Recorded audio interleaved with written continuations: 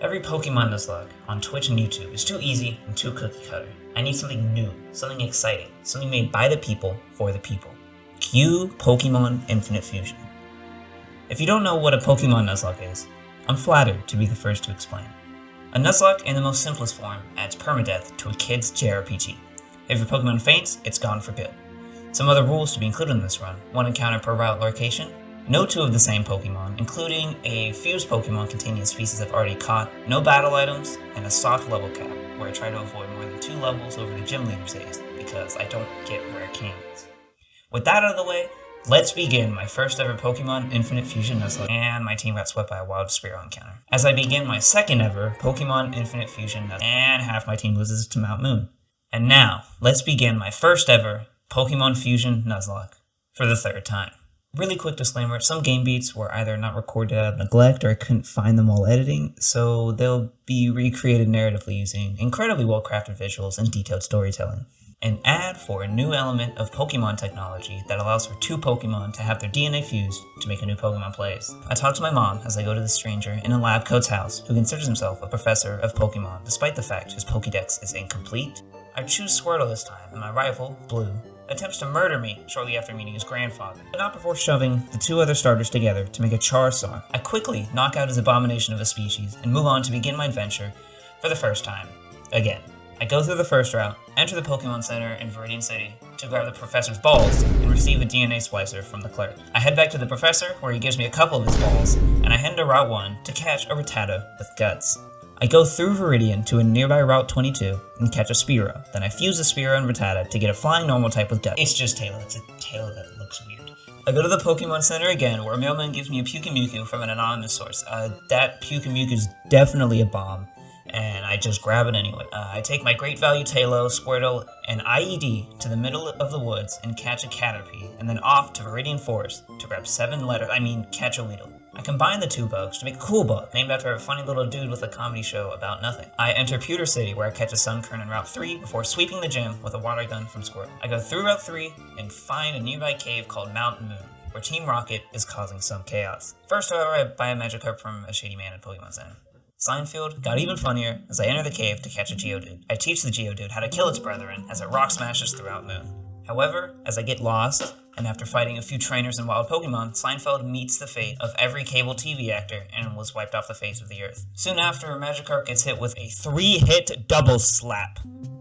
After recuperating, I get poisoned. Not to worry, a quick antidote and we heal back up. Are you kidding me? Cool, alright, so now I'm out of antidotes and stuck in a cave with a poison war turtle. I can't buy any more because I spent all my money on a Magikarp that died immediately following its purchase. So I think it's time for me to leave. I use an escape rope and bring my Pokemon back to the center, deposit the Fallen into their final resting place, and make it to Team Rocket at the bottom of the cave. The Grunts force the scientist to engage me in battle, and I destroy his team's self-confidence and probably his glasses, as a machine for fusing 3 Pokemon at once also gets destroyed as it explodes, and Team Rocket blasts off again, metaphorically. The nerd apologizes for initiating conflict and offers me a fossil as a token of thanks for getting Team Rocket off his back. I leave the cave and make it to Cerulean City, where I prepare myself and my Pokemon for a rival battle at Nugget Bridge. He leads with Nidogoda as I rock tomb him, and then Grass Whistle his Mantata and kill him before he wakes up. Grass Whistle the Charizard before Fairy cleans up the rest, and his last Pokemon, Abra, tries desperately to escape my grass, but as a bloodthirsty trainer, I leave no survivors and beat the 2nd trainer battle. Make it through Nugget Bridge and catch my ticket to beating the 2nd gym, a Bellsprout that I name Plants vs. Zombies.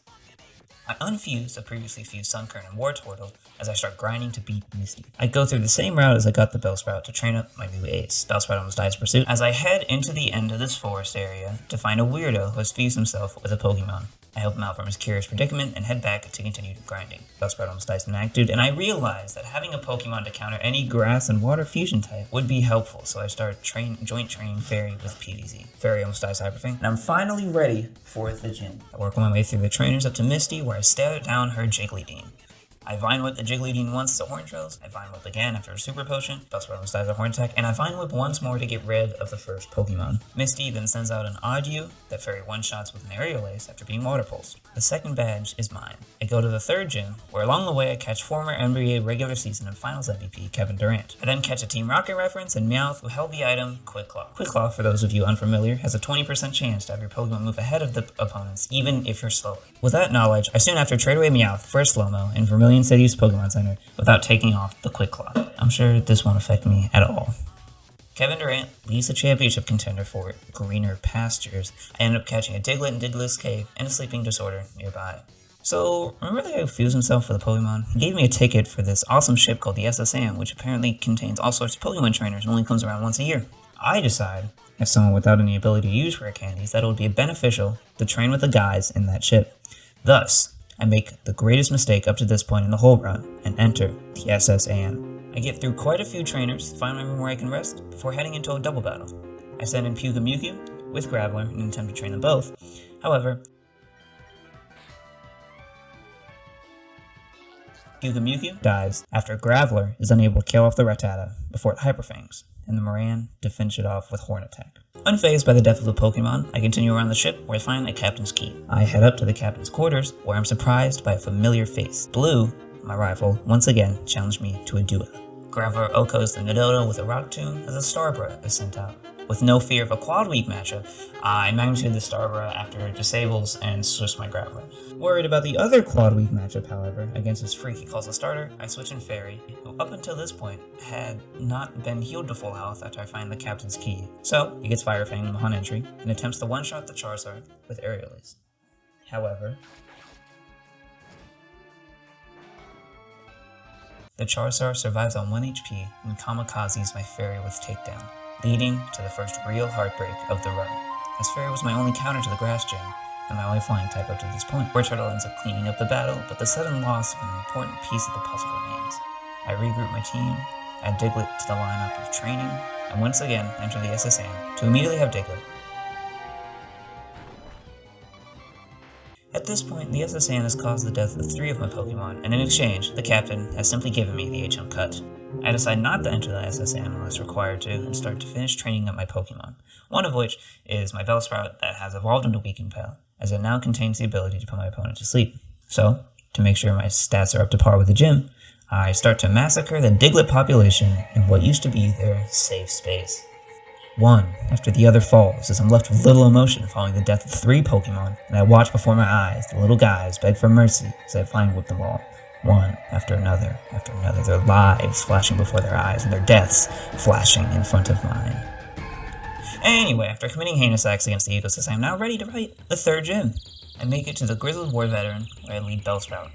Bellsprout sleep powders the crappy Voltorb fusion before one-shotting you with Vine Whip. Then, the serial killer claims yet another victim as it kills the Diglett Pikachu fusion with Vine Whip. Graveler switches into a Thunder Punch from Rebuzz, Raichu Man does, and doesn't quite kill with a Magnitude 6. However, 1 more Magnitude does finish it off, and I get the 3rd gym down. With 5 more to go, and with 3 less Pokemon. I'm told to go through Rock Tunnel, and, like the sheep that I am, I do exactly as I'm told. I catch Mashop shortly after getting to the cave, and as I progress through the cave, I find myself fighting in Trainer's Oddish, 8 levels lower than my Graveler. I simply Rock Tomb it, as I've done to everyone prior to him, and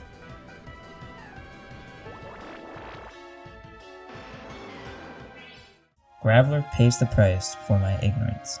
My strongest Pokemon now lays lifeless in Rock Tunnel. I leave Rock Tunnel, train for another few days before daring to trek through the murder site once again. While training, I trade my slow-mo for a Charmander, adding another piece for the upcoming gym and a hopeful prospect in the future Charizard.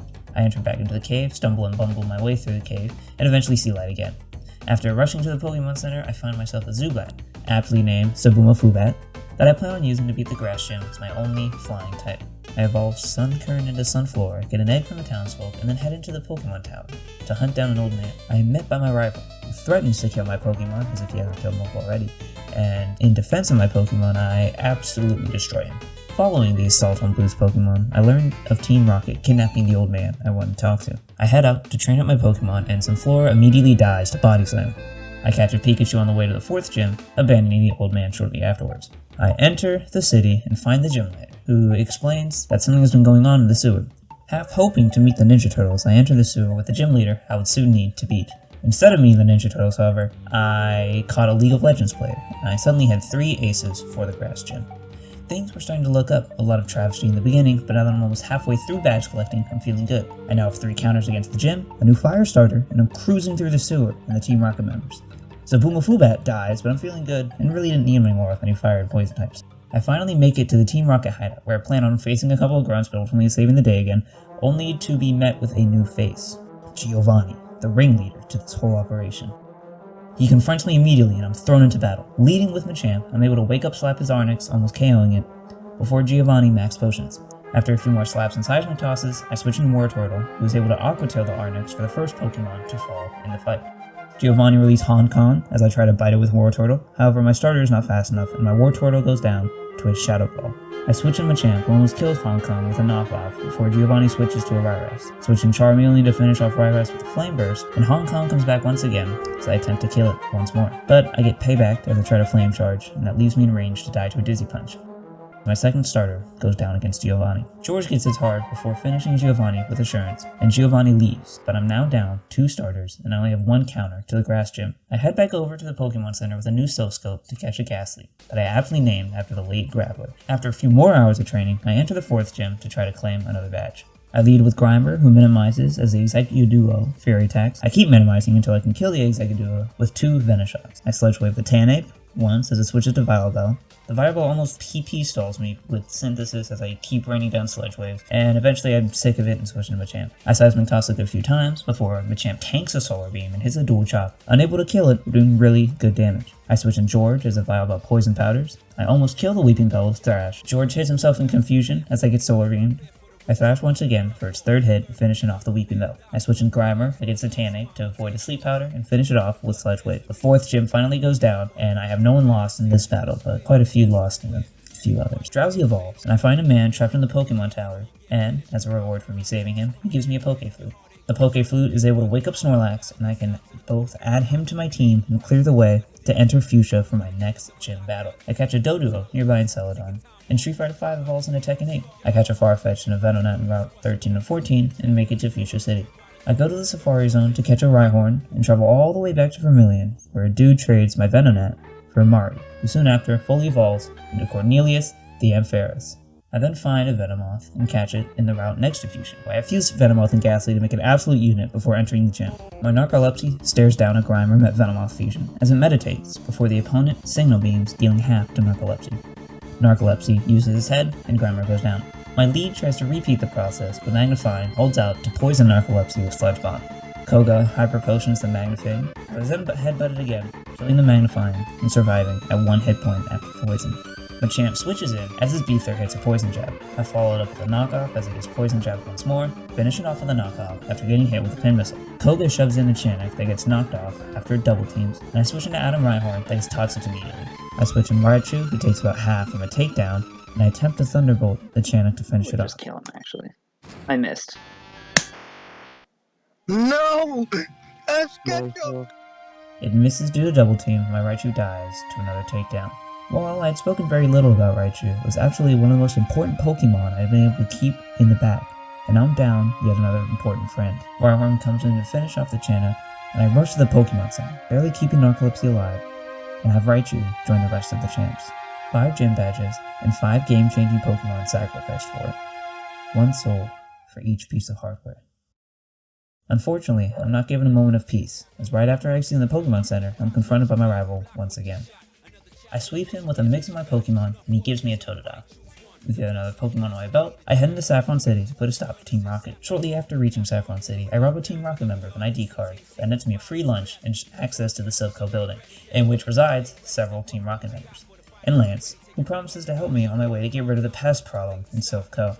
I find my way through the maze because the elevator won't do it for me, before meeting up with Lance, who tells me that I have to go back to save people in Silph Co. I go back and save everyone, the scientists, the civilians, etc., and we head in to take on Giovanni in his hideout once more. Giovanni recounts his objective to enslave the 3 legendary birds, and sets humanity back a few centuries by indeed fusing the 3 legendaries in an attempt to stop a 10-year-old? Snorlax almost dies to sky attack, and I kill off the birds. Giovanni's defeat leads to the unmorphing of the birds, who escape out the window. I exit Silph Co, and once again see my rifle. However, instead of immediately trying to battle me, he instead gives me a Lapras, and I'm able to leave for the gym. However, I first get a Hitmonlee that I named Sagat from a dojo. This Hitmonlee is so important in fact that I never use him in the entire playthrough, so really glad I spent all that time going through that side quest. Anyway, off to the gym, where I basically just sweep with my Venomoth and Ghastly Fusion. Quiver Dance is a really good move on a non-bug type.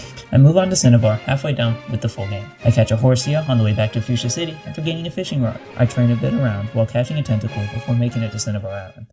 But first, a minor alterations break. Dude, this song is not as good as the other one. Oh, boys. Give moment. Hold on. Why can't I hear them? They were doing the slide! In the island, I'm able to find an Absol, which is one of my personal favorite Pokemons in terms of both design and backstory and description. I name it Disaster and try to enter the gym. However, I'm told he's in the Pokemon Mansion. That should be off limits to everyone, but I entered it with no problem, and so did a lot of trainers. I catch a Growlithe and find Blaine after a lot of head scratching through the mansion.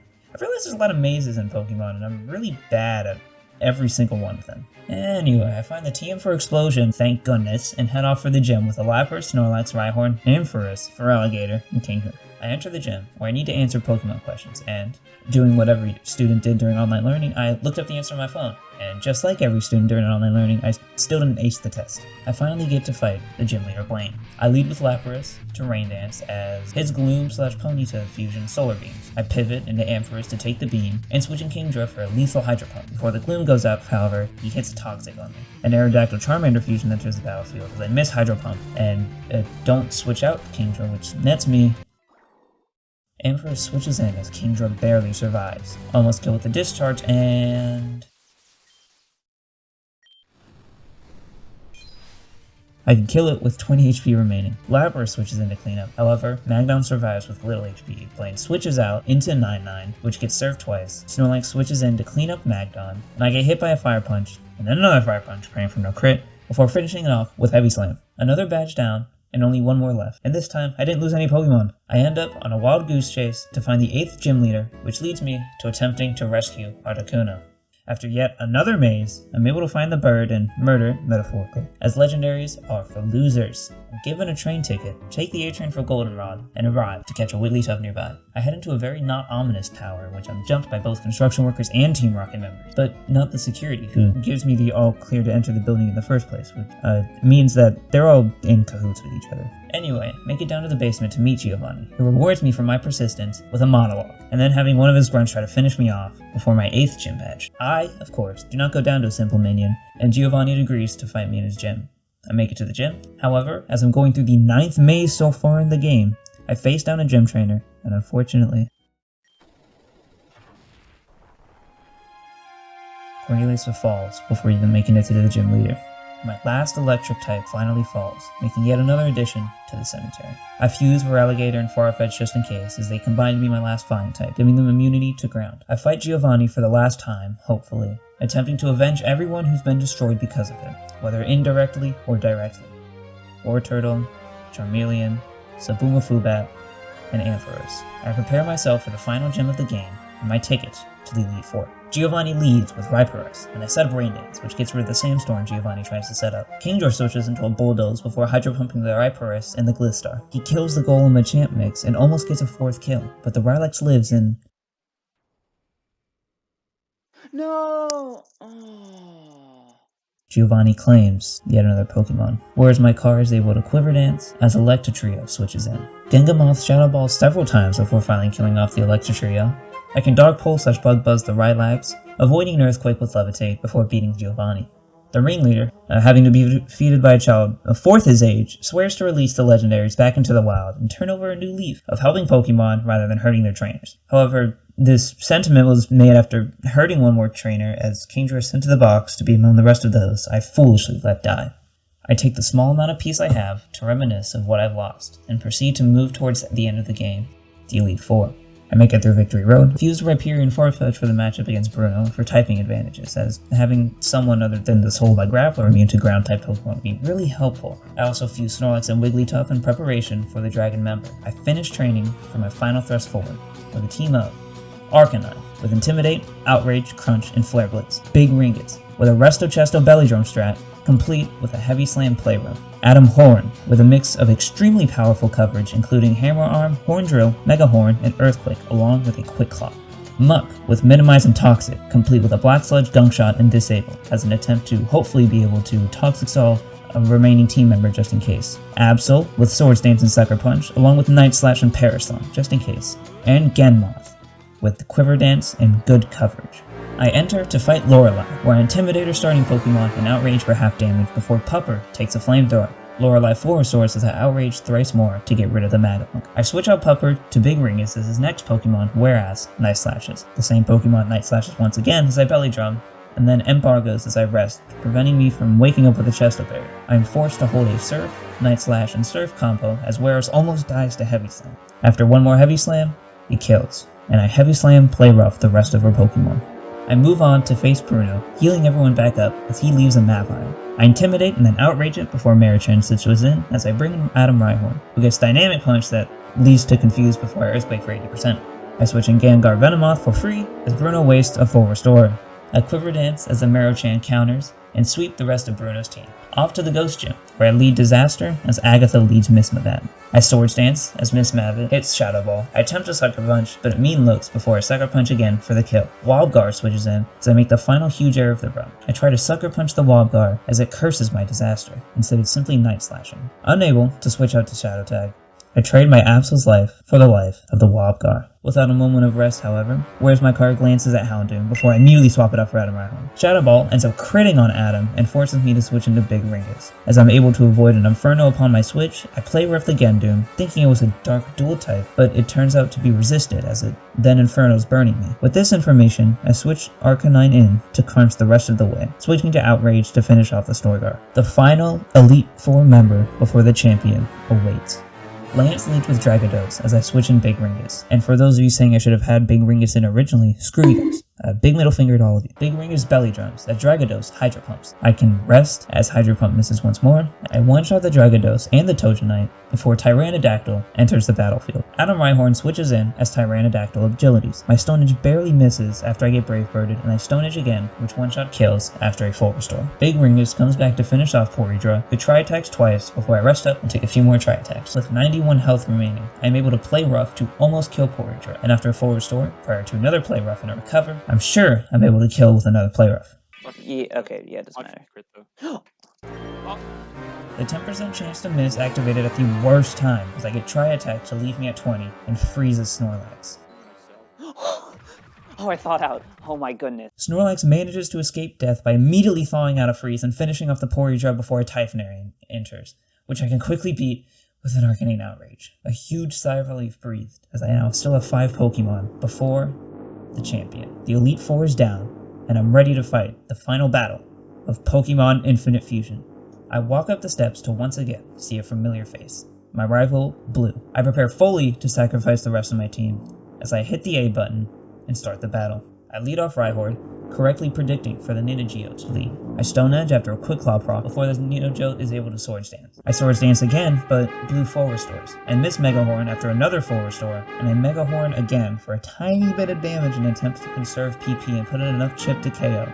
I Stone Edge again as I get Wing Attacked, but Ninetales does not die, leaving it at 1 HP. I switch in Arcanine as Blue full restores again, and Crunch before losing over half health to an Earthquake. I desperately switch in Rhyhorn to avoid the Earthquake, and hope that Quick Claw activates or a wing attack somehow doesn't kill. And Adam is among the first to be defeated in what will inevitably be an extremely long and arduous battle, judging by how long it takes for the first Pokemon to go down. Gengar comes in, and Nidochio gets full restored once again to max HP. 2 balls from the shadow kill it, and I Quiver Dance again against the Fire-type Pokemon as it proceeds to miss Inferno, and I get a free stat boost. Shadow Ball doesn't quite kill the Charizard as it fire spins me, leading to the probably inevitable downfall of Gengar. The second Pokemon in the Elite Four for the quest for champion that has been trapped to its death. Blue sends in Ripe Mortar as I pray that Dark Pulse flinches, and indeed, it does not. What do you think this was? Like, Pokemon Showdown? No, nothing ever goes my way. Gengar goes down to Stone Edge. 2.5 Pokemon down to his 1.5 Pokemon. Big Ringus belly drums after getting Willowed, and then Blue tries to Stone Edge me, but he misses as I heal back to full. Play Rough finishes off the second of the champion's Pokemon as Tautor comes in to replace it. I get Zen Headbutted flinched, and then Headbutted once again before OHKOing the Tautor. I follow it up by OHKOing the Electabuzz after it hits a waterfall and does a decent chunk of health before going out, and Blue is down to his last Pokemon, a Starmie Alakazam fusion, about ready to kill my Big Ringus. Knowing of the possibility of Nasty Plot, I intend to sack my third Pokemon, Big Ringus, just in case a Nasty Plot comes out, and the valiant hero finally falls to a Psychic. I'm now left with 2 Pokemon, both of which are weak to this final boss in Blue Starkazam, and one which is at 40%. With no other plan, I send in Muck to hopefully get out a Toxic and possibly stall my way to victory, or at the very least set up Pupper to finish it off. And thus, my final gambit begins, as Muck, the League of Legends player, enters the battlefield for the first time since the Grass Gym to finish off this lifelong friend of me. I click Toxic as Starkazam attacks with Psychic, dealing over half my health, but in exchange being badly poisoned. I then prepare Muck for its inevitable demise. There's no other way to safely switch an Arcanine, and our very own League of Legends player falls to one last Psychic, the last move that I can allow Blue to hit me in this Pokemon wrestle. With probability swinging in Starkazam's favor, I bring in the Pokemon from Cinnabar's mansion in an attempt to claim my very own championship title, and thus begins the very last attack of my Pokemon Infinite Fusion Nuzlocke. I click the move Crunch and Arcanine. Let's go! Oh my god. You're crazy. It's over, and I lost 5 Pokemon. Awesome. Oh my god, I'm so bad at this game. Oh, it's fine. It's fine.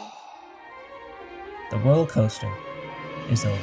Hours of time spent in a fan game from a child's RPG net me the title of champion and a completion of Pokemon Infinite Fusion. Actually so clutch. Oh my goodness. The Benegar. Literally everyone died except for the Arcanine. I leave the Pokemon League, come back to my hometown, and head over to the professors for one last pat on the back and a mission in the Johto region. So, I leave up to you, viewer. In fact, you specifically, viewers, there will probably not be many views on this video. I ask you for a very simple yes or no question. Part 2?